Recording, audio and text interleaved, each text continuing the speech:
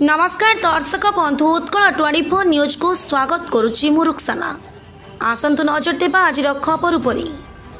समाप्त हैला 71तम निखिल भारत समवाय सप्ताह।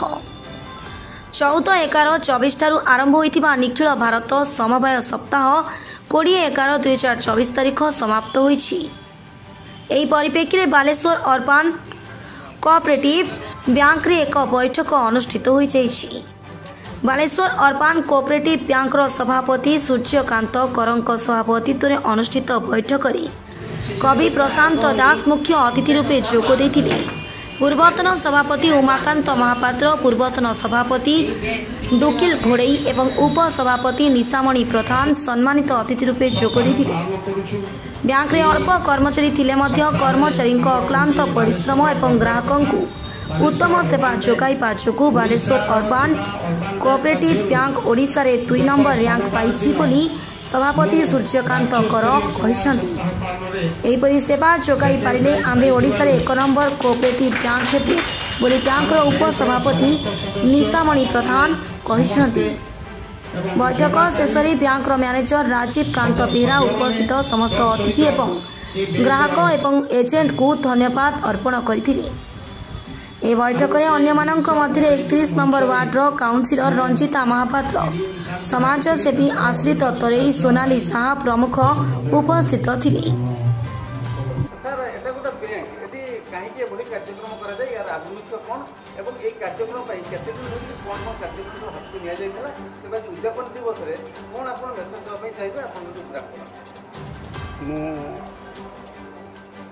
आपण मानक माध्यम रे अर्बन बैंक रो समस्त कर्मचारी, समस्त सदस्य एवं प्रत्येक आम ए बैंक को उन्नति रे हाथ बढ़ाउथिबा एजेंट भाई माने तत्सहित आम बैंक रो अंशीदार माने आपण मानक माध्यम मु तांको धन्यवाद देवी। सारा ओडिशा रे प्रत्येक वर्ष कोऑपरेटिव वीक पालन करा जाए। यह कोऑपरेटिव यूनियन सिलेक्शन करे सारा ओडिशा भितरे किए प्रथम समवाय बैंक रे किए अर्बन बैंक रे प्रथम हुए।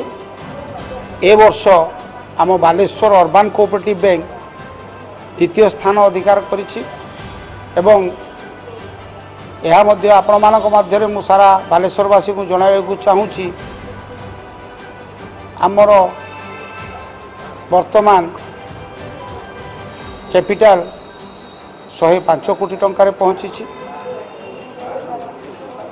तत्सहित यही जो समवाय सप्ताह पालन करा जाए यह 14 नवेम्बर रु पालन होता है, जोटा कि चाचा नेहरूंकर जन्मदिन ठारू 7 दिन धरी चले सारा राज्य रे एवं समस्त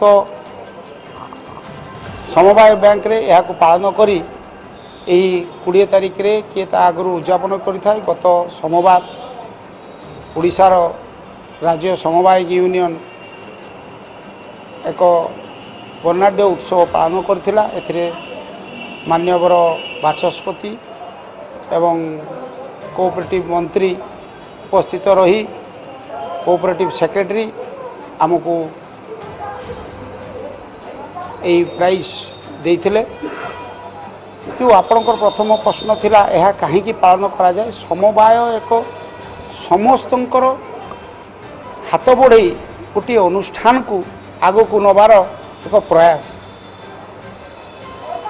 मधुसूदन दासंकर प्ररोचन प्रथमे आम ओडिशार बांकी रे यही समवाय आरंभ होता एवं ये समवाय को आज भारत वर्ष रे जगह पहुँची थिबा मानव माने हेले से मानक मध्य आम मधुबाबू अन्यतम। आमे आज यही बालेश्वर अर्बन बैंक सर्वपुरातन बैंक होते मध्य रत्नाकर बाबू सभापतित्व रे बहु कष्ट रे ए बैंक आज आसी यही 100 कोटी टंका रे पहुँची, जोटा कि आमर गर्व एवं गौरव। ये बैंक माध्यम आम छोट चाषी छोट व्यवसायी छोट छोट लोक आम बैंक माध्यम ऋण दे आम आज यही जगार पहुँचीचु आमर आज उत्थान आमर सहयोगी आम बैंकर समस्त सदस्य को द्वारा ही तेणु मु प्रभु जगन्नाथ पाखे प्रार्थना करी ये बैंकर एहाठारु आहुरी उत्तरोत्तर उन्नति हेउ एवं ए बैंक सारा ओडिशा रे प्रथम हेउ मोर ठाकुरंक ठारे जणाना।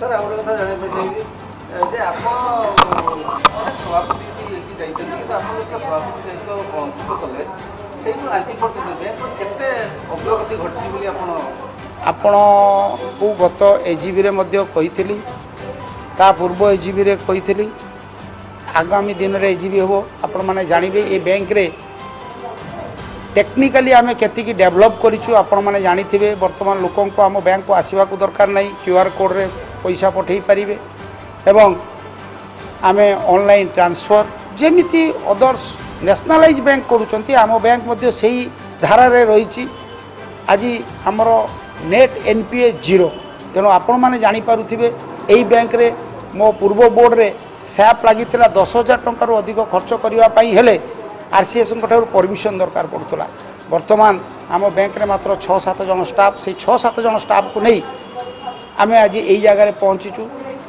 एवं ये बैंक रे जो अच्छी आम एम्प्लॉई से माने राति 7टा-8टा पर्यंत आजिका दिन में कंप्यूटरीकरण होते से काम कर मो पीरियड भितर 2022 रु आज भितर ये बैंक प्रत्येक मास पाखापाखि 1 कोटी टंकार ऋण दबार बंदोबस्त हो सारी ये टंका ऋण दबार अर्थ आम कलेक्शन कर मोर एजेंट भाई मान द्वारा एवं आपण मान भल पाइबा द्वारा तेणु यही भाया आपण मान तरफ आज नबार साहाय्य रहू मोर आपण मान विनम्र अनुरोध। Baleswar Bidyadhar Mahanty report Utkal 24 news.